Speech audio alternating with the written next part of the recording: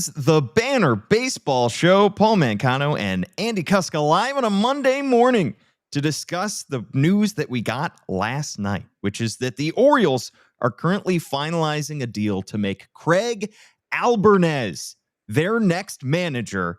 And we are going to break this down from every angle. We are live on Facebook, YouTube, X, and for the first time ever on Instagram, giving this a try, trying all new platforms, Andy. We're breaking out the big guns for you when we get you in here. You confirmed this news last night, and Andy, the news that Craig Albernaz is going to be the Orioles' next manager. What was your first reaction when you saw the tweet come across your timeline from Jeff Passan, and then when you got it confirmed? Yeah, up and comer. He was one of the names I wrote, kind of like a hot board. Who the O's could look at. He was one of several names. I'm not shouting myself out. I threw like 10 names at the board. But he was one of those names because he had such interest the year before. The Marlins and the White Sox were interested in him. He pulled out of consideration for those jobs in last offseason and returned to Cleveland to his good friend Stephen Vogt, who was manager there, became the associate manager. So a little bit of a title improvement compared to bench coach, and ran it back, made the postseason again. Didn't go well in the postseason, but hey, they got there when they looked dead in the water kind of for a little while. I mean, the Guardians really ran back, didn't they? So I was two things. One, I was thinking, okay, well, this is a little bit against the grain because I thought potentially that Baltimore might play it more safe with a manager, a guy with previous managerial experience, be it Scott Service or I don't know, David Ross, so somebody of that ilk. Sure. Number two, I was like, hey, you're giving a chance to somebody who's really well regarded in this league. He's coming from two well-run organizations, be it three if you want to, came up in the Tampa Bay Rays farm system, did not make the major leagues as a player, switched to coaching. He was a former catcher, classic. Then was with the Giants on their major league coaching staff, and then the Guardians on their major league coaching staff. So some good organizations, well run. Seems to be a pretty good hire, but I mean, we can sit here today and say yay or nay. We'll find out in about 12 months whether 2026 went better. Yeah. You mentioned his resume, and it certainly is strong. That catcher to manager pipeline remains strong. He's originally from Somerset, Massachusetts, as you point out on a story that you've written on thebanner.com, where people can subscribe $1 for 6 months. The accent certainly gets through. So having a Baltimore skipper with a Massachusetts, New England accent is going to be interesting. Attended Eckerd College in St. Petersburg, Florida. Was a minor league catcher from 2006 to 2014, mostly in the Tampa Bay Rays system, and then a cup of coffee at the end with Detroit. Never was able to make it up to the big leagues despite reaching AAA several times. Began his coaching career with the Princeton Rays as their hitting coach in 2015. Also, interestingly, had a stint as an assistant coach for the Perth Heat of the Australian Baseball League, so he has done some coaching overseas as well. And then San Francisco, Gabe Kapler hires him in 2020 as their bullpen coach and catching instructor, holds that role for a few years, and then Cleveland hires him away in 2024 to be their bench coach and eventually to associate manager. So just looking at his resume, you notice the organizations that he's been involved in. Obviously, anybody who touches the Rays organization at any level has to be steeped in analytics at some level. And somebody who has been a part of their minor league system for that long, from 2006 to 2014, certainly has been exposed to it. Cleveland, obviously, is in a similar situation to the Orioles. They are a team that likes to keep the payroll fairly low, but likes to be competitive as many years as they possibly can. So you look at the kind of teams that he's been involved in, and Andy, it kind of feels like the Orioles are going for somebody that they knows how they do business and knows how they approach the game. Analytics first and foremost, but also as a former player it's nice to have somebody who is sitting in the manager's chair who he hasn't played the big league level, but has experience on the diamond as a player too. And that certainly can help when you're relating to players. Yeah, it's interesting. One of the other names, I believe it was ESPN that linked Baltimore to Albert Pujols. Yeah. That's a different way to relate to players. He is going to be a Hall of Famer. So different career arcs for Pujols and Albernaz. I will say, it's important to remember at the same time. Tony Manzolino was the interim manager. Following Brandon Hyde's firing, he was scrappy minor leaguer for many years, grinded through coaching in the minors, just like Craig Albernaz did. Brandon Hyde, minor league catcher, similar age, both of these guys, Manzolino and Hyde, to what Albernaz is now. Hyde was hired, I believe, at 45. Craig Albernaz will turn 43 on Thursday. Yeah. So happy birthday, Craig, if you're listening. First from the banner, just remember that. No, I'm joking. So it's not unusual to have a guy with some experience. I will say it's a good thing, more so that his coaching experience comes in the organizations that you described, especially if Baltimore is committed. They have new ownership. They have expanded payroll. However, it would be a major surprise if Baltimore jumped into that upper echelon of payroll teams. Don't expect that. Craig Albernaz seems to understand from his time in Cleveland how to win ball games with homegrown talent, which is going to be very important in Baltimore, and select, pick and choose kind of. And you're not going to have a full lineup, of free agent acquisitions. Pick and choose your guys to augment a team. But yeah, it seems to be that's the way Baltimore generally plays it. Albernaz is coming in with an understanding of how that works. Yeah.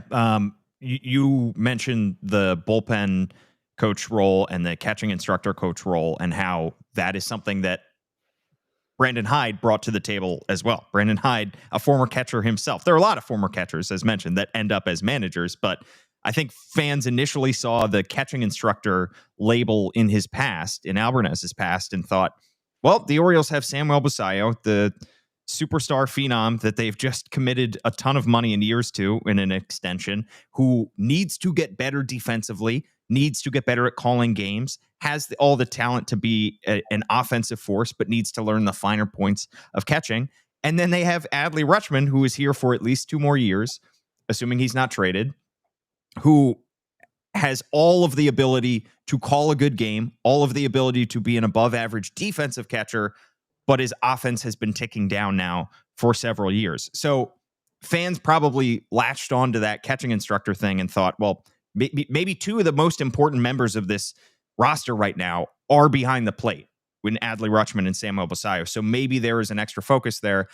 I would warn fans not to read too much into that, though, because Albernaz does a lot of different things. I'm sure if they wanted to hire a catching guru, they could go ahead and do that. And Tim Cousins even had plenty of experience in working with catchers too, and he was moved out the door with Brandon Hyde as well. So I don't want fans to latch on too much to that, but there might be a kernel of truth in that the Orioles like the experience that Albernaz has as a former catcher himself and in working with catchers, and say, hey, we got 2 guys right now that if they are working well, if they are both on track, can be all-star players and can propel us to the playoffs. It wouldn't be the worst thing in the world to bring somebody in here as manager who knows how to work with catchers. Yeah, and Robinson Chirinos, bench coach, remains to be seen how the coaching staff plays out.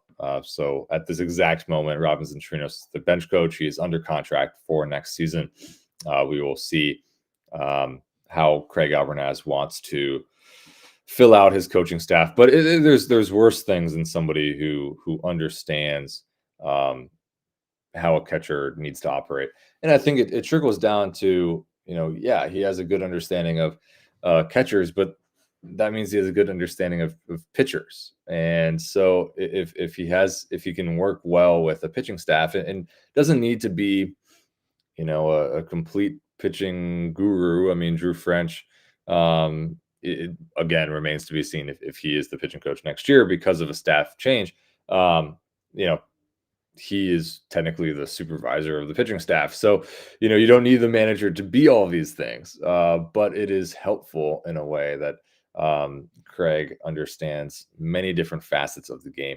I did want to read a quote from a podcast that Pigtown Sports on Twitter shared from Craig Albernaz.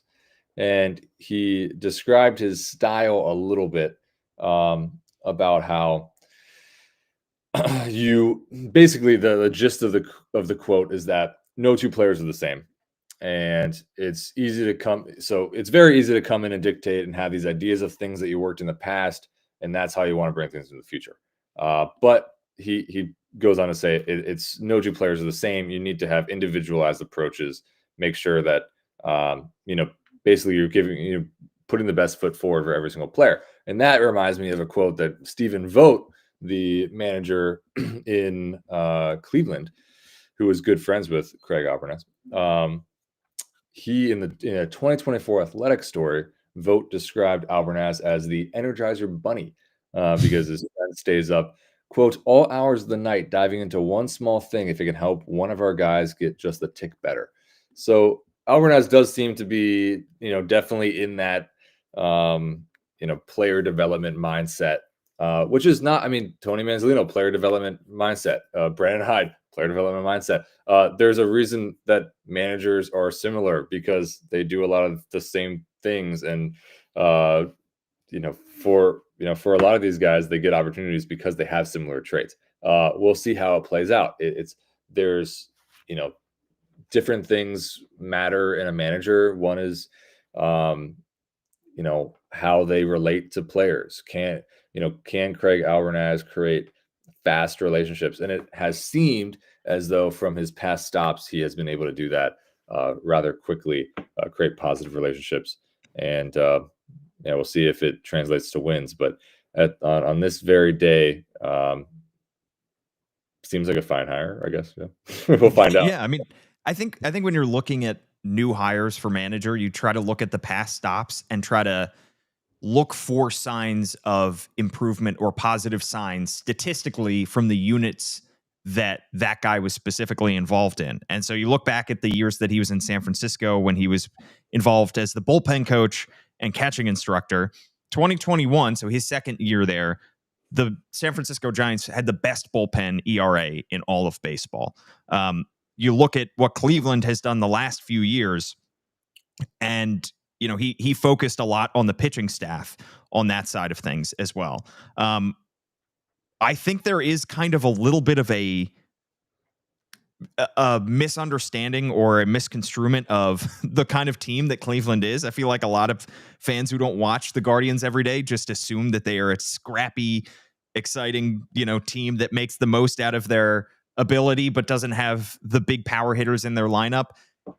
I saw the narrative being thrown out there that they're a good contact team. I want to make it clear, the Cleveland Guardians, for the 2 years that Craig Albernaz was there, have not hit high in terms of average. They were second to last in batting average last year in 2025 and in OPS. They were 22nd in batting average in 2024 as well. So that's not exactly ideal. That doesn't fit the narrative.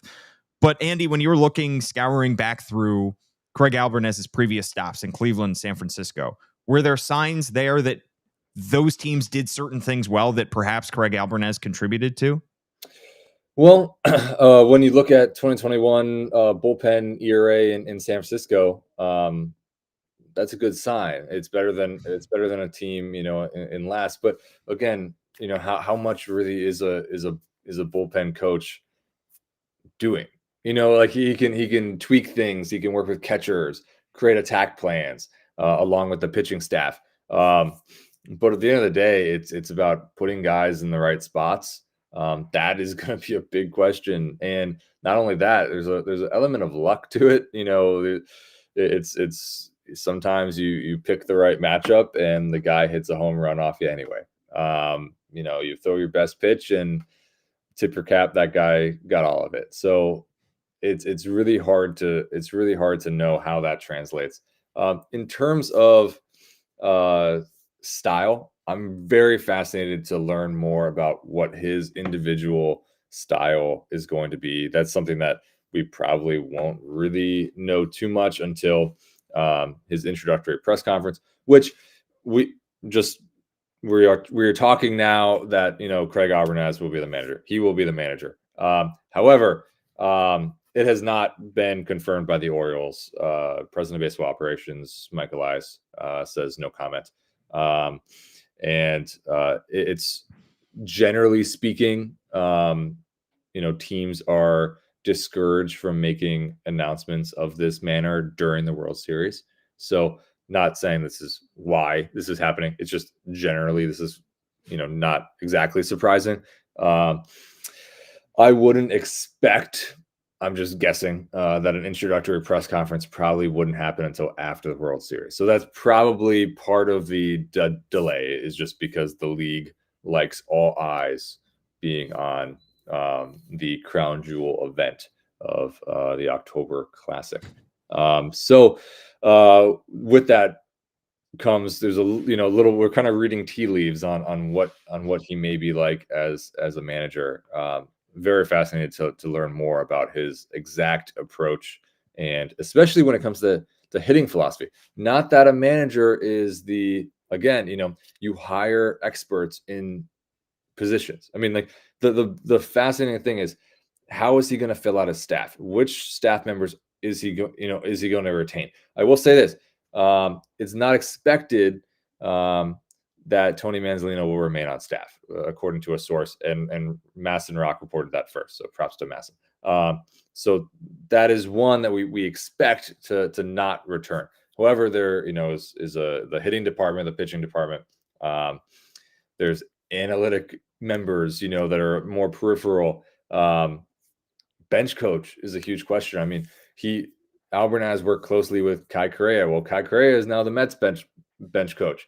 So does he feel comfortable keeping Robinson Chirinos as bench coach? Does he try to pull a fast one on the Mets and say, never mind, I want Kai Correa as my bench coach? That'd be crazy. Weirder things have happened, actually. So it'll be interesting to see how he fills out the staff. And I think once he fills out the staff, and we get to actually talk to these guys, we will have a better understanding of how they approach at-bats and pitching matchups. Sorry, that was a long-winded answer of saying, I don't know. Yeah, all to say we don't know. And these are all going to be questions that we start to ask when eventually we are introduced to Craig Albernaz in Baltimore. In terms of what the Orioles may have left on the table here, you mentioned it, Andy. I think a lot of fans were looking at this coaching search and saying, the Orioles have to come out of this with somebody who has managed at the big league level before, because there were certainly guys out there that had done that. Skip Schumacher, hired pretty quickly by Texas. He was probably never going to be really available to them. Bruce Bochy parts ways in San Francisco. He's still out there. A lot of fans, obviously, parts ways in Texas. People out there certainly looking at Bruce Bochy as a multiple-time World Series winner and saying, why would we not go after that guy? Scott Servais, somebody who never reached the pinnacle as a manager, but somebody who has big league managerial experience. Those guys were out there. Melvin. What's that? Bob Melvin. Bob Melvin, absolutely. So those guys were out there, and the Orioles chose to go with somebody who's never managed at the big league level before.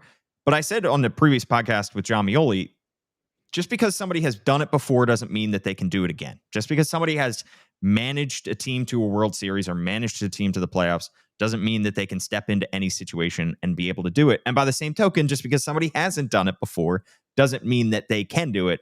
The only thing is you are bringing somebody in here who does not have the experience that some of those other candidates do. So he might be experiencing things for the first time this year and be new to new situations, to creating a lineup, to making pitching changes at a time when it is crucial that the Orioles win baseball games. Do you think, Andy, that there is a little bit of risk in doing that and bringing somebody in who's just never pulled the levers on game day, and that now they have to win ball games. That could cost them a few ball games that they might have to win in order to make the playoffs. Well, I'll say there's risk in every venture. I will say this, and I'm gleaning this from a fantastic Athletic 2024 profile on the relationship between Stephen Vogt and Craig Albernaz. Albernaz was very involved in, back and forth with Vogt during games. Was literally his right-hand man with debating pinch hitting decisions, debating bullpen decisions, creating lineups before game, usually the night before a game, you're creating a lineup. So he was very involved in all that. I say that because that is a large undertaking, and doing it in the postseason too. So he is not completely, this is not completely new. He is also managed in the minors briefly, but was high A manager of the year for Bowling Green in 2018, I believe, which, props to him. Different level, obviously, but, and doing it as a number 2 is a lot different than doing it as, the head guy. So is it a risk? Sure. But he's not completely new just because he did work so closely with Stephen Vogt. And I think that is going to be a benefit, because Albernaz worked so closely with Stephen Vogt. I think this is pure conjecture. I'm literally reading the tea leaves that I'm drinking. That, he is going to be more willing, and I'm not saying anything about past Baltimore managers, but I think Albernaz would be willing to listen closely to his coaching staff and his bench coach and the number 2, because he's been in that spot. He's not some player that's making the leap immediately to manager. He has been part of coaching staffs and understands that, hey, sometimes the best outcomes occur when you take in all the information available, you have arguments with your coaching staff, and then you come to maybe not consensus, but you have a full list of opinions and options. And ultimately, it will be on him as manager to implement the in-game decisions that he wants to make. But I think it's not a lone thing. It's a group project, and we've seen bad group projects where one person does all the work. I'd like to imagine, because he has been an underling before, that he will have a full group involvement in something like this. Yeah, I come back to the quote of Tony Mansolino when he took over for Brandon Hyde, and he was asked how he's handling everything as somebody who had never managed at the big league level before. And he said, I'm new to this, and I have to take the advice of as many people around me as I can. So it's me, it's Cody Ashley, it's Klimek, it's all these guys around me that are putting together a game plan, that are making decisions on game day. And I'm wondering if, obviously Craig Albernaz is going to have a full offseason to come up with a plan for the season, to hire the guys that he wants to hire. But it's going to be, it should be a collaborative effort in the way that Tony Mansolino viewed it, just maybe with a little bit more structure than the way that the Orioles had to handle things in mid-May last year when Tony Mansolino took over. Let's talk about, real quick, the top items on the to-do list for Craig Albernaz, what they should be, because this is a team right now that is coming off a horrendously disappointing 2025 season. The arrow was firmly pointed up for the first few years of the post-rebuild Adley Rutschman, Gunnar Henderson era. Last year, the arrow pointed down. To get that arrow pointed back up, sure, Mike Elias and the front office need to do their part. They need to bring in the right players in free agency and trades this winter. But it's even more critical that the stars that you have built around that are already in the building get back on track. We're talking about Gunnar Henderson, who had a very good year, but lost a bit of power, didn't quite have the year in 2025 that he did in 2024. Adley Rutschman, who struggled with injuries and saw his offensive production dip in 2025. Colton Cowser, who also struggled with injuries and saw his offensive production dip. Throw Jordan Westberg in that same category as well. These are the guys that are when you are making the playoffs next and you're playing a playoff game, they're going to be in your lineup and they have to be producing. To get those guys back on track, to me, Andy, has to be the number one item on Craig Albernaz's to-do list. And that doesn't mean that he's going to come in with a one-size-fits-all panacea for how to approach these guys. He's got to take an individualized approach in order to get these specific players back to the levels that we know they can play at. Yeah, I think it a lot of it starts with, let's start with Adley Rutschman, right? When he arrived in 2022 in the major leagues, the season, took off, and they were an above 500 team from the time that Rutschman arrived to the finish line. 2023, so much of it was powered by what Adley Rutschman was doing at the plate and behind the plate as catcher and a hitter. Start there. He is your franchise player, signified the end of the rebuild when he arrived in the majors, so to speak. Getting him back on track would be a massive bonus for this team, but it trickles down from there to the rest of the young core. Jackson Holliday needs to find more consistency at the plate. Definitely needs to take a step forward, or really to his right. Literally speaking. Literally speaking, to his right when fielding at second base. I joke and say that because his metrics on balls to his right were the worst in baseball. To his right, according to StatCast, he accounted for -12 outs above average on balls to his right, which was the lowest mark from any qualified second baseman, which is pretty wild. Which is interesting because Jackson, this is completely off topic. Jackson was one of the best, if not the best, according to StatCast, outs above average at balls when he was running toward the plate, coming at a ball. So it's you can see there's things that he does well at second base, and he was turning double plays. His feeds and turns were much better as the season went on at second base. But there's room for improvement. So it's a large group effort of this young core needs to be back on track. He will rebuilding a bullpen will be really Mike Elias's job, but utilizing it to the full extent that it can be used will be an in-game manager's decision. And we'll see how those in-game management decisions are made. Whether he is, we don't know yet if he is going to be an aggressive puller of a starting pitcher, or if he lets a guy roll for a little bit. So those are all things we learn. He might learn on the job too, as to what his preferred style will be.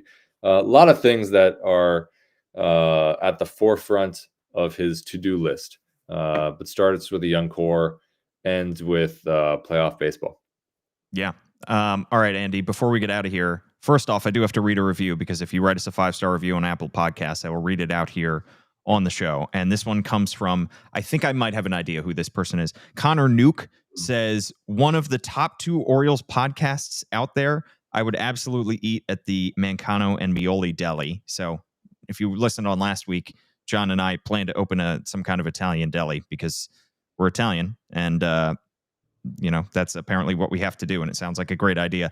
We'll have John on at some point soon as well to react to this hiring. But Andy, you wrote that story that everybody can read on thebanner.com. Any other nuggets from there? Any other insights that you gleaned about Craig Albernaz that might leave Orioles fans with a little bit of hope after reading that story? There was an absolute hilarious nugget in there that is courtesy of a MLB.com story from his time in San Francisco.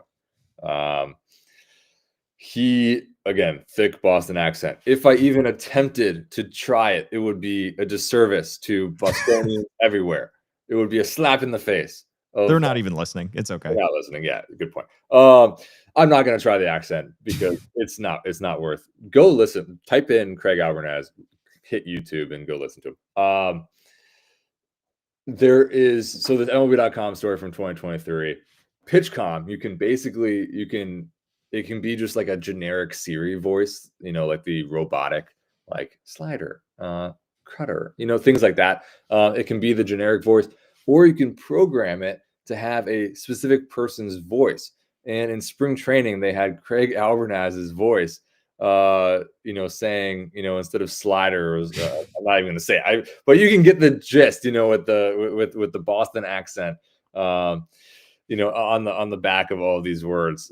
So they had him do it, and some of the, when players were hearing, and like Jock Pedersen, one of the outfielders, when he listened to it for the first time, he would told Craig, like, I can't even understand what you're saying. Like, I have no idea what pitches you're calling. So that was the fun little nugget. Shows his comical side, which is important. I mean, it's a long season. You cannot be a hard ass all the time. You need to be sometimes. And that, again, we'll find out, kind of how does he manage that.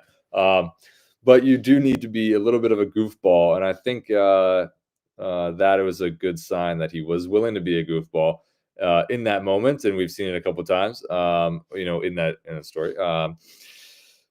We'll see how it translates to the big chair. But yeah, we'll find out. A lot to like from the outside of this exact moment, though. Yeah, the clip of him throwing sunflower seeds at the manager, Stephen Vogt, and Stephen Vogt being visibly annoyed in the middle of a game.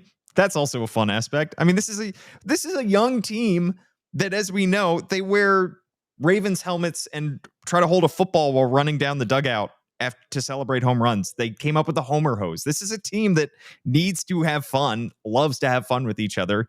And if Craig Albernaz can fit in with that, I don't think that's a bad thing. I think that everybody could use a little bit more humor and a little bit more levity in their jobs. So I'm okay with that.